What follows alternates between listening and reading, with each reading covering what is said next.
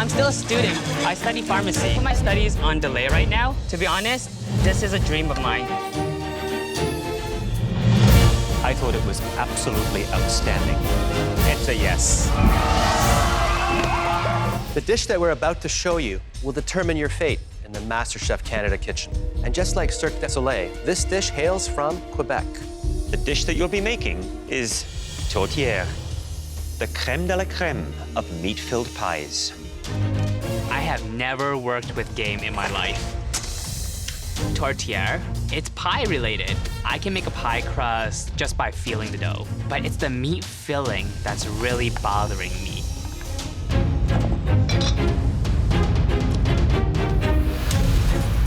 Tourtière is a dish that was traditionally baked using the lesser cuts of meat. It would be the legs of game birds, the hind of game animals. It is one hefty meal. Christopher, how's your filling? Bison with some bacon in it. Haven't tasted it yet, will do in a bit. Are you planning on using that potato, brother? I'm forgetting things. I'm really worried.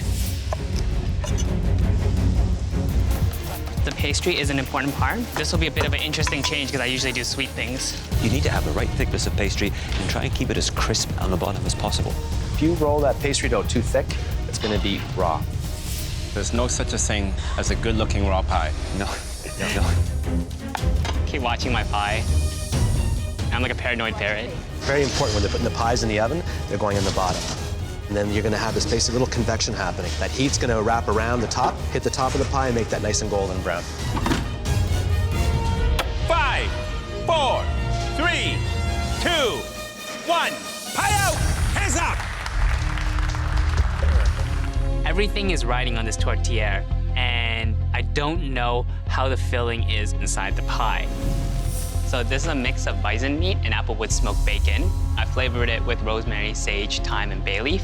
The crust actually has a bit of cayenne pepper and black pepper in it. See that? It's very dense. It means the meat is packed nicely. All these little slits that you made, that released all of the air that got trapped inside. It looks delicious. Very moist, it's glistening inside. Taste that. Does that taste like a pastry chef made it or a savory chef made it? Savory chef. That's right. Great control of the spice and salt. Nothing's overpowering, it's all working in harmony. So it looks great, and it tastes even better. Thanks, chef. He's got mad skills. Moist, flavorful, very nice. Go back to your station. Christopher, please step forward. You really impressed us with your meat filling. You proved you're not just a sweet guy. You're a serious contender in this competition. The best tourtière of the night. Thank you, chef. I feel fantastic. I am one step closer to being Canada's next MasterChef. What's wrong? With a dessert pizza, I see peaches, pears, apples. good, actually. All these fruits will bake well. I'm making a peach and fig with a bit of Stilton and goat cheese. I'm just gonna try to get creative. I have to admit, I don't often make pizza.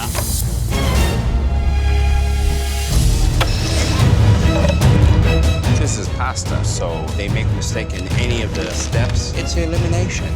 They're done. I'm really concerned. Never made a tortellini, and I have no clue what I'm doing. Christopher, how you feeling? Nervous. You have shown us that you could do savory, so what do you worry about?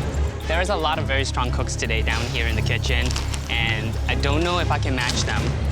This is definitely not my strong suit. You can do it. To win this, you must have confidence, okay? Like Yes. me, I'm full of it. Confidence. Got it. Thank you, chef. I'm worried that my filling is dry. I'm worried my presentation isn't impressive enough. I'm feeling really nervous. So the filling is made of pancetta, sausage portobello, and artichoke hearts. It's been flavored with garlic, onion, and sage. Well, the shape to me looks terrific. Let's see what they look like inside.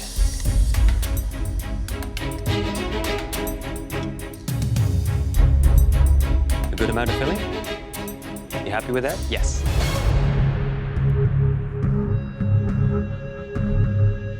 The pasta's cooked very nicely.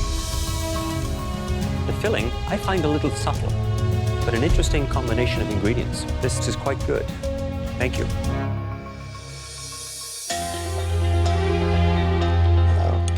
How did you achieve such a beautiful, creamy, light cream sauce? I started with a roux. I used a bit of a white wine reduction in it and mixed with cheese. Wow. It's so velvety. You're a pastry guy, right? That's where you're confident? Yeah. Well, I think it's time you begin to be a little more confident in the savory world because you have a beautiful tortellini here. It's very good. Thank you, Chef.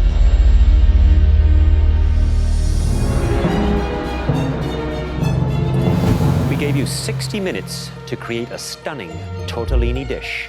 And while some of you surprised us with gorgeous flavor combinations, others surprised us by playing it safe.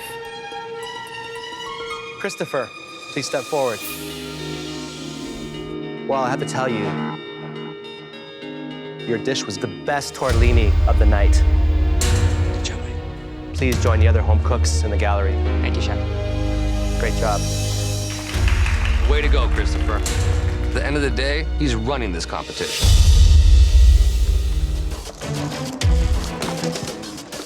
Chocolate. So the challenge today is they have to make a birthday cake that represents who they are.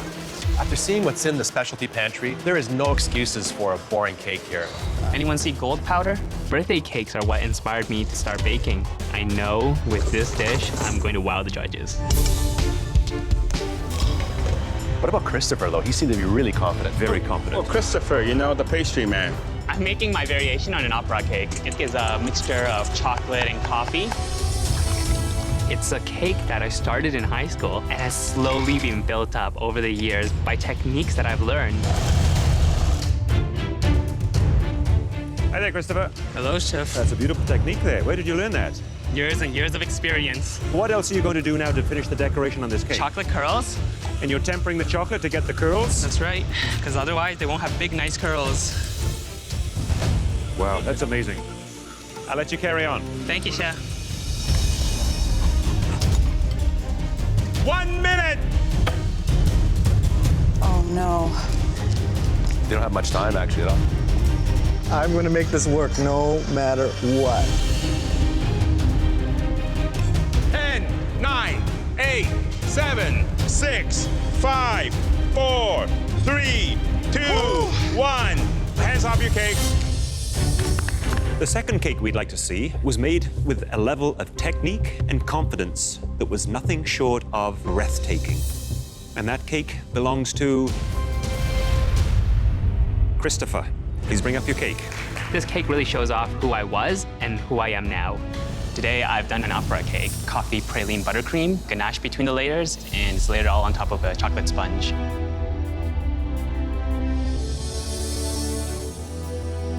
Wow. This is a league of its own. My mouth is watering right now. Thank you, Chef. It all oozes out between the layers. It tells me that it is such a soft and delicate pastry cream. Beautifully balanced. Big hit of chocolate up front. A touch of that coffee comes in, and then just a slight crunch from the praline that you pureed up.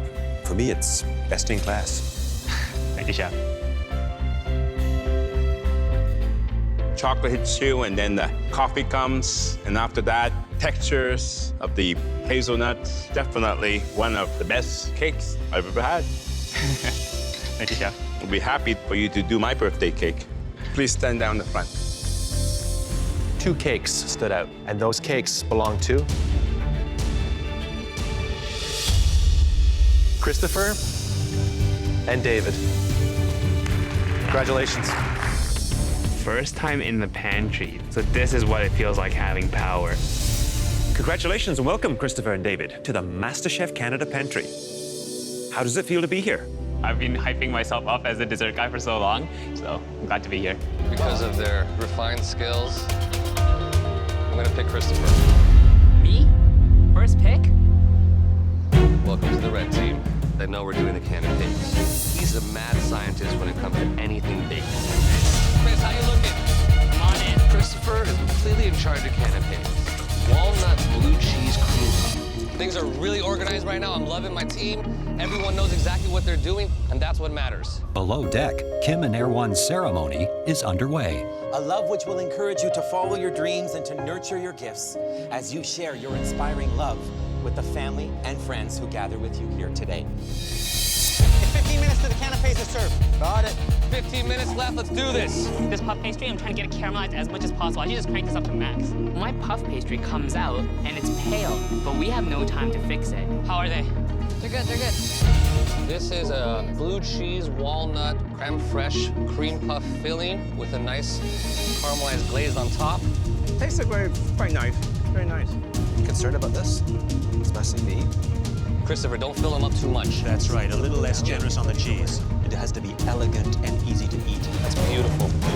Wow. It looks very nice, nicely presented. Just make sure you render that fat down a lot more on the duck. See all that raw fat? I'm really worried right now. I didn't sear those duck breasts off properly. I've really compromised our win here. What do you have here? The potato? This is potato and peas that are both cooked in the duck fat. Overall, it's a good dish. I just wish the fat was cooked up. Would you please do the honors? Will you cut? Sure. I messed up the entrees. I'm really worried right now. Hide it. I don't want to look.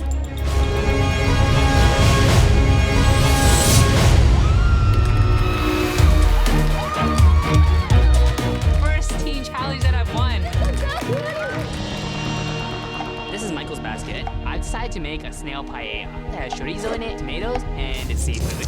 Just gotta trust my intuition, make a beautiful dish, and not go home today.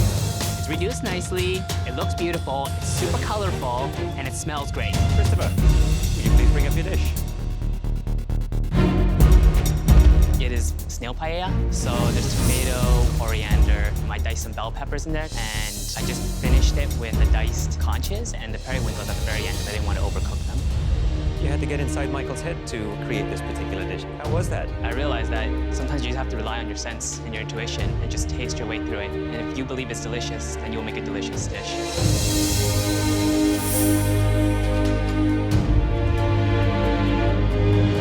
That is big and bold and flavorful. I get a touch of heat. There's a twinkle of that seafood, the sweetness of it. Really, very, very well done. Thank you, Chef.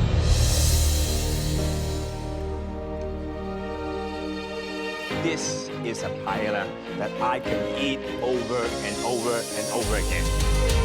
You had Michael's pops. Yes, Chef.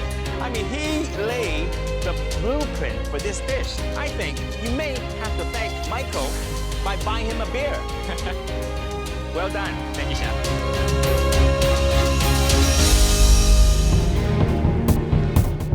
There were two dishes that definitely stood out. The home cooks that made them honored the hero ingredients and adapted to a very challenging twist. Michael, you were able to create both a charming dish and a great story out of Lynn's ingredients. And you made the second best dish of the night. Congratulations. Thank you, chefs. I'm on a roll, baby. I'm on a roll. And the ingredients that you chose in the pantry delivered nothing more than an incredible breakthrough. For Christopher, we think your paella was hands down the best dish of the night. I feel like there's a real turning point in my cooking journey, and I know more than ever now that I need to trust what I taste, and it'll carry me a long way. My sea scallop mousse. What I'm looking for in the perfect sea scallop mousse is a balance of taste and texture. A light, delicate, fluffy mousse with a perfectly creamy texture to it. I've made a lot of mousses before. I know the general principles behind making it. You just gotta add some scallop now. You see the scallop here, you can't overwork it. Once you overwork it and gets too warm, your mousse is done. It's going to just fall as you bake it. My dish is finished. I'm really happy with the way it turned out. In terms of color and presentation, spot on. The sauce looks a bit sparse and very thin. But other than that, that looks like a perfect replication. Lobster, perfectly cooked, nice hunk, so I can really put my teeth into it. The mousse, smooth as silk, velvety, taste seasoning perfect, and I can taste the scallops as well, which is very important. Good job. Please go back to your station. Thank you, Chef. Christopher's such a force. He's coming big time on my heels. The best dish of the night was made by a home cook that continues to adapt to whatever it is that we throw at them. Christopher, that home cook is you, and congratulations. Thank you, Chef. Back-to-back wins, 2 elimination challenges in a row. If I play my cards right, I'll be Canada's next MasterChef. Baking takes the longest time, and I want to get in here and do all the baking first. I'm working on all the pastries at the same time, so I know it's up to me to get all the pastries done. Christopher has the strength when it comes to the pastries, so he's taking the lead. But Michael, what is he going to bring to this challenge? Christopher has the knack of being able to do things in his mind. I gotta be able to take it out of his mind and put it down on the stove. Don't forget, we can be switched at any time. Thank you, Michael. Switch! Coach me through this. Hey, Okay, what do you want me to do? start on the sandwiches. Are you sure? Actually, no. Right now, I honestly think they're at a critical stage. It's really important to understand that your fellow home cook can finish off the task at hand. You're right, finish this. Check it. Feel it. Sticky as hell. Of course, it's supposed to be sticky. It's like mayonnaise with flour added to it. Christopher thinks I know what pastry should feel like. I don't. Come on, Michael, you're doing it really slow. Sorry. I think Christopher might actually have a meltdown. 325, don't worry, go. It's at 320. No, not yet, you're not done patching. You just told me to throw it in the oven. I said patch it up and throw it in the oven. Can't read what's going on in your mind, bro. What do you want me to do, just mix this? Stir. Keep stirring. Looks like Michael's scrambling eggs. I didn't have time to measure out my pastry cream ingredients, and I just threw it together. More cream. I'm not worried, because I know exactly how to fix it. Keep stirring, don't let it burn. Christopher is the mad scientist. He knows what he's doing. Put it in the strainer, strain it through. Or you don't need any more. Don't worry about it. I know, but you don't need that much. Don't worry about it. Assemble a cucumber sandwich, Michael. Butter on both sides. And one side also has pepper and dill on it, okay? So it looks like they have got the last of their pastries done. Now they've got to be putting the sandwiches together. You cannot underestimate those sandwiches. That can send you home very easily. Also, you have 9 of them to make.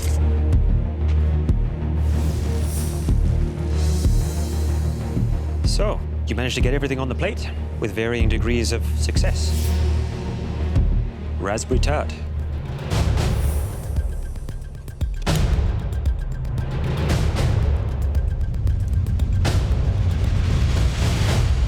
Pastry is a little thick, but cooked beautifully. Great sweet pastry, nice balance to it, and that is what gives it the wonderful crispness to it.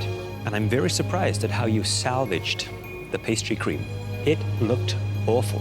Those tricks in terms of bringing things back are sometimes as important as mastering a recipe. Well done, that was very good.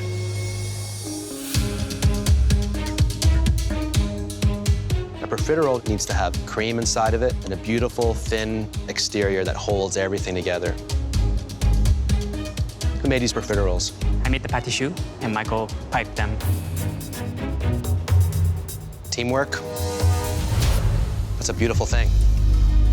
It's perfect. Sandwiches. What happened here? This little pinwheel. Everything broke apart. The bread wasn't cooperating, and no one to blame but ourselves.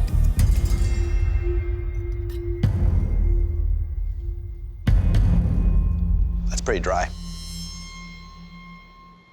This is a home run, and this might send one of you home.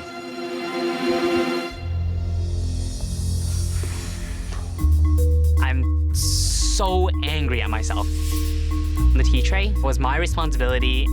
I put us at risk. I'm just really mad at myself. It's okay. Christopher and Michael, you were able to pull off the second best tea tray of the night.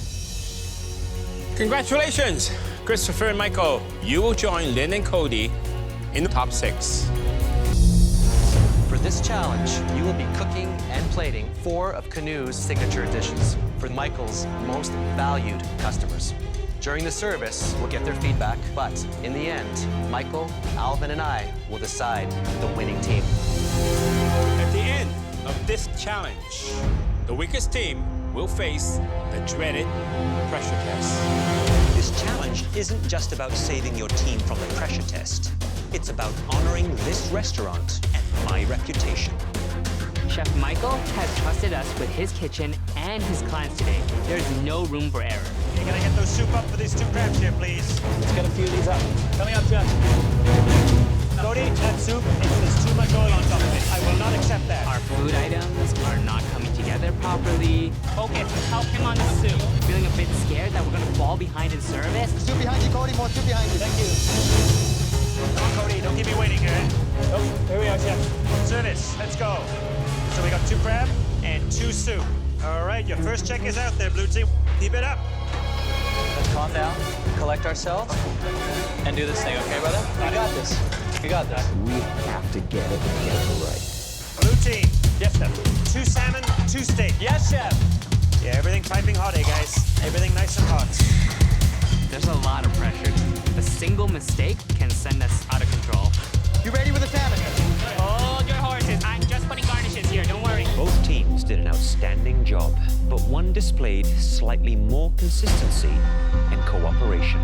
Their plating was a little tighter, and their salmon more expertly cooked. The team that won the restaurant challenge and is safe from elimination is the blue team.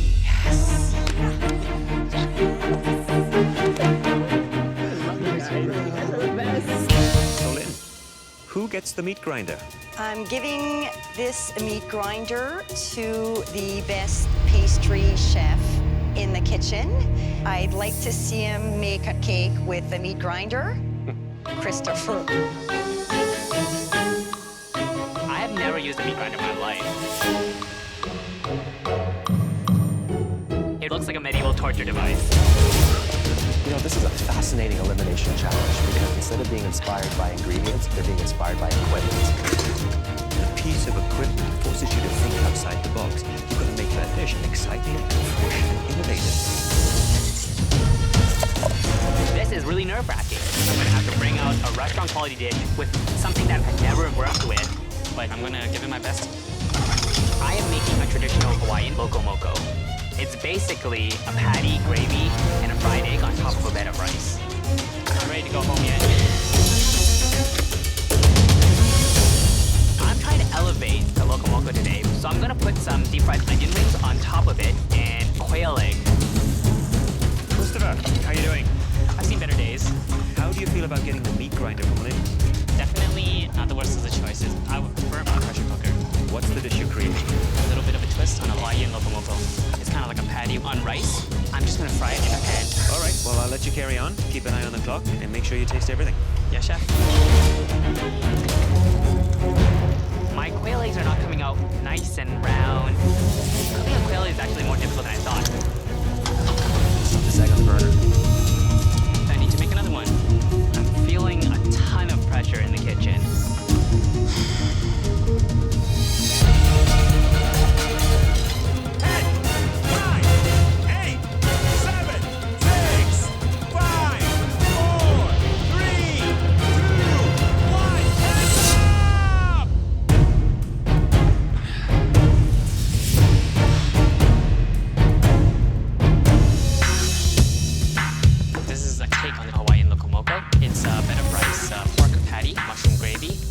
'Onions and a fried quail egg.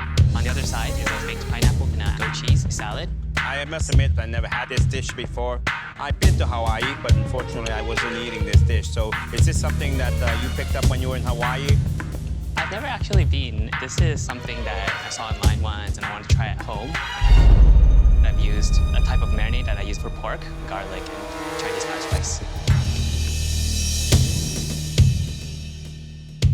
In terms of spices, well seasoned. But you know, you managed to use ground pork and make this patty dry. This is supposed to be a Hawaiian dish. When I eat this, I cannot taste any form of Hawaiian here. There's so much you could have done with that grinder. You got an onion ring, you got a burger, you got an egg. It's not very refined to me.